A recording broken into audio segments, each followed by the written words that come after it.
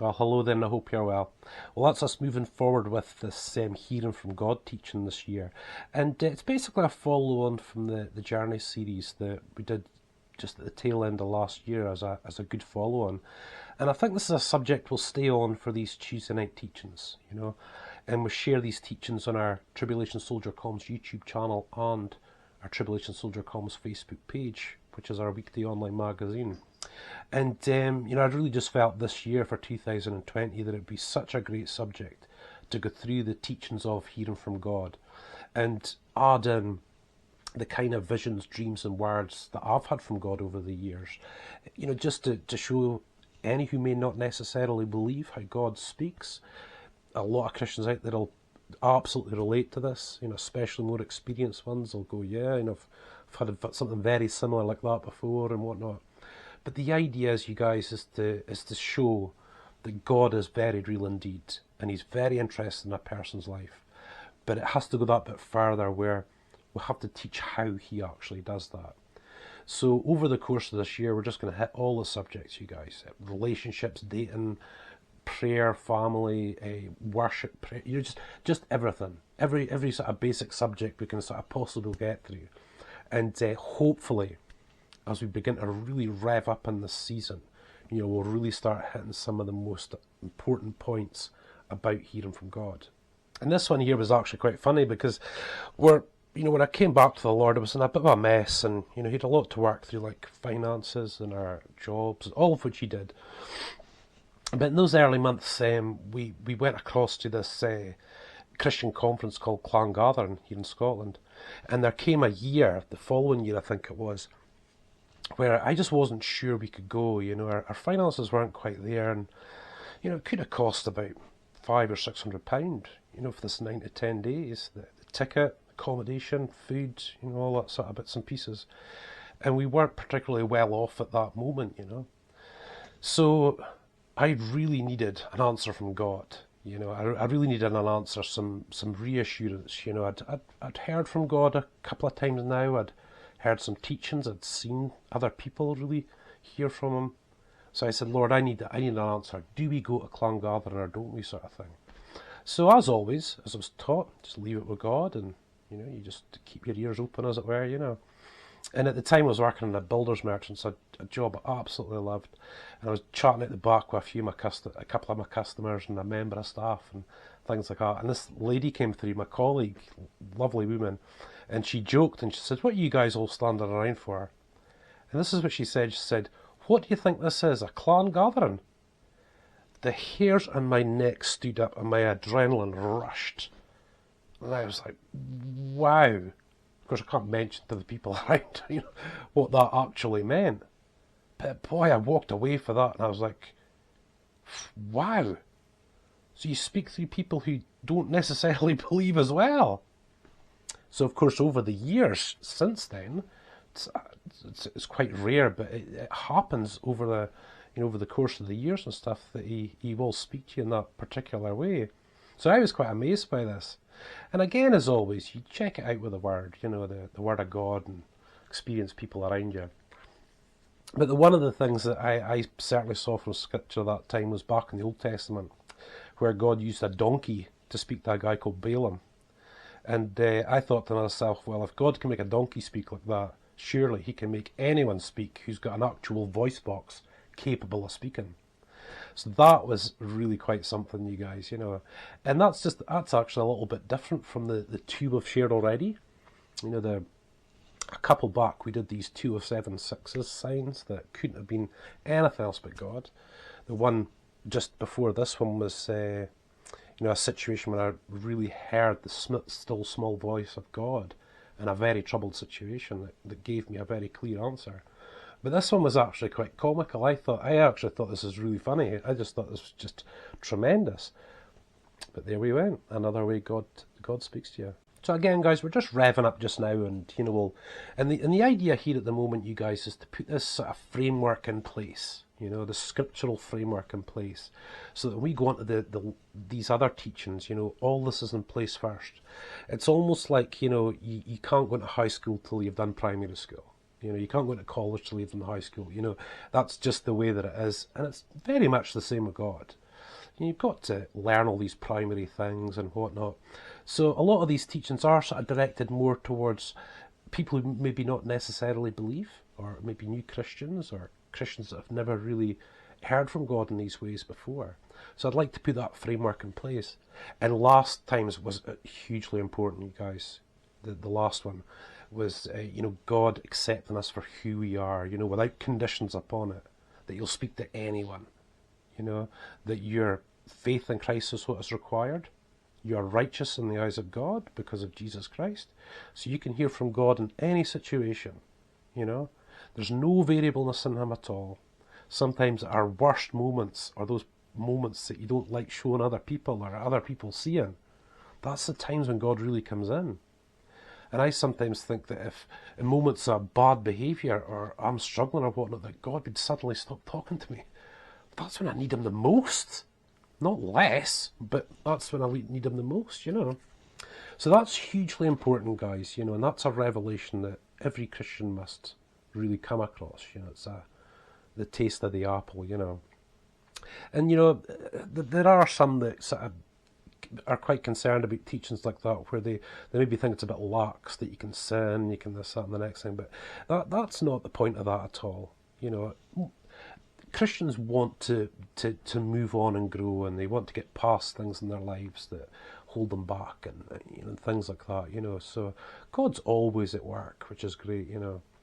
And God really just wants to cultivate that relationship with a person where you can be so open about anything, where he's the one you can tell your dirtiest secrets or your filthiest thoughts and speak to him about it, and actually spend time in prayer in that sort of fashion.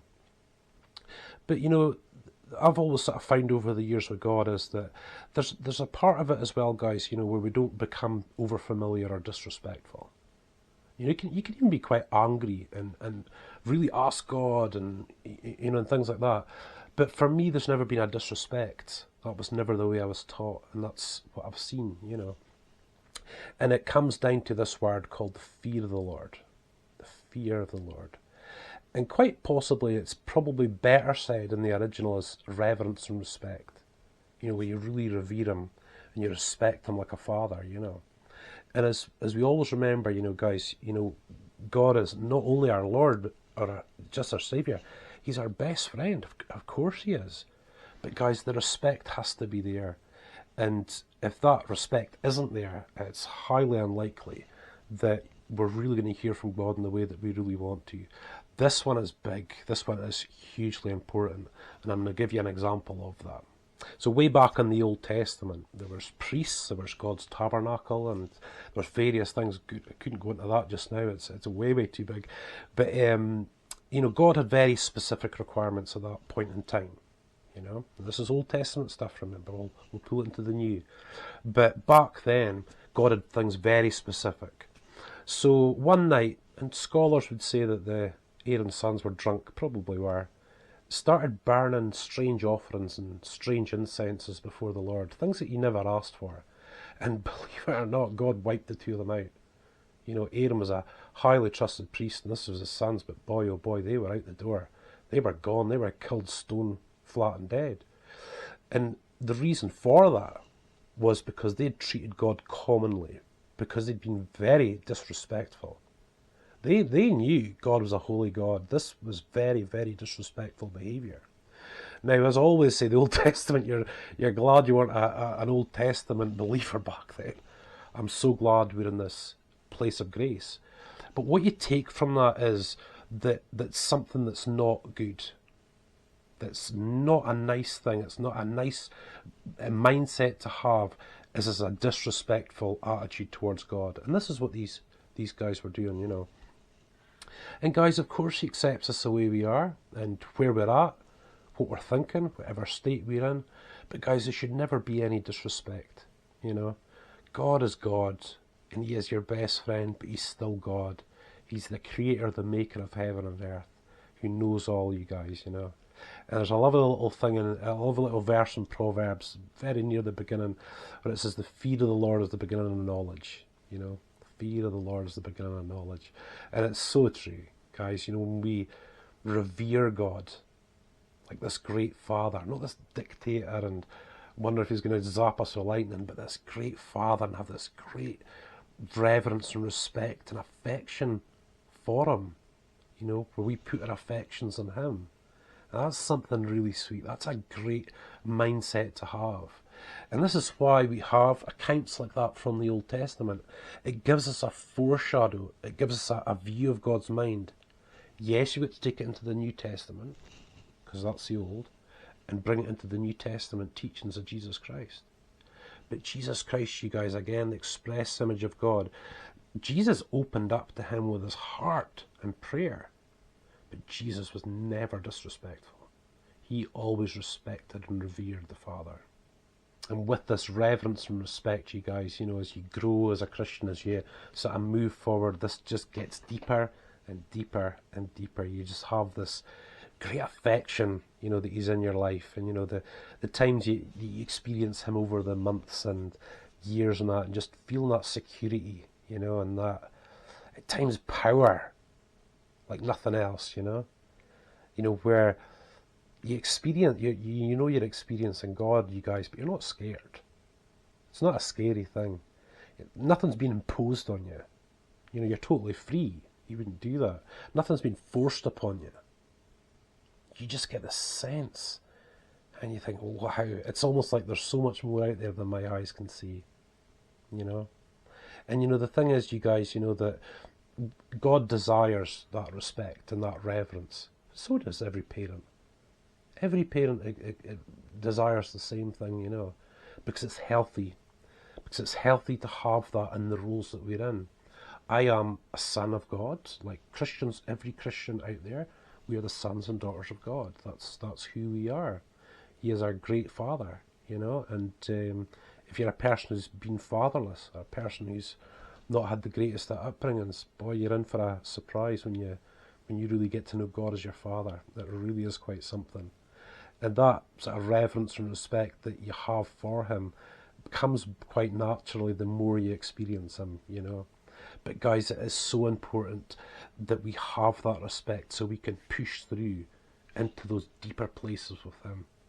And guys, with that, it's something we've always got to remember, and I'll close on this in this particular teaching, is that we have to remember that, God already knows us. There's nothing that surprises God. God knows every thought, everything you've ever done, everything you're going to do, It's not really about him. It's never going to be about him getting to know us. It's about us getting to know him. And getting to know God, having that relationship, is God's primary goal when it comes to him speaking to someone.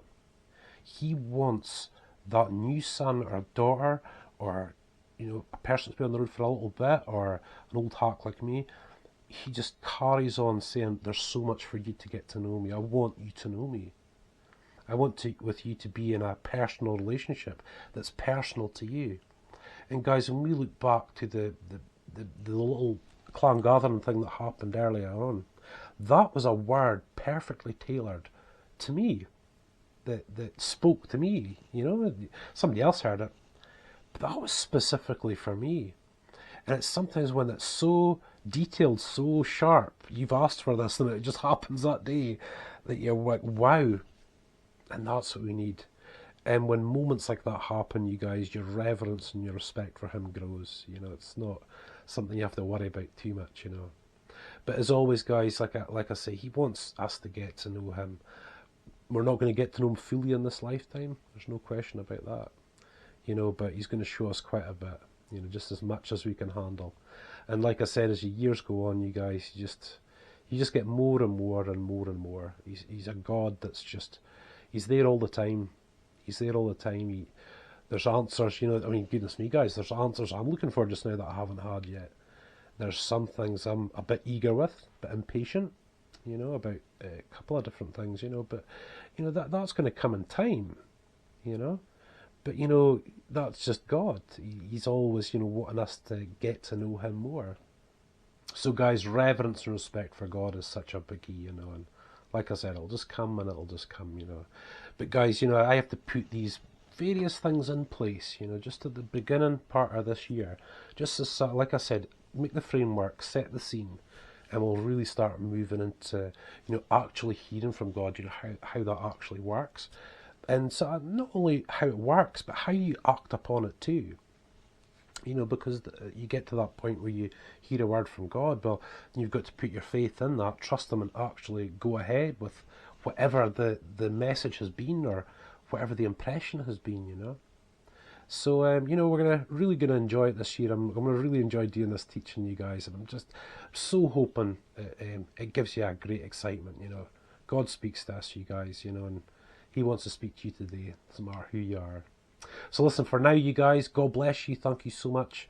And we'll have another teaching for you next week. God bless.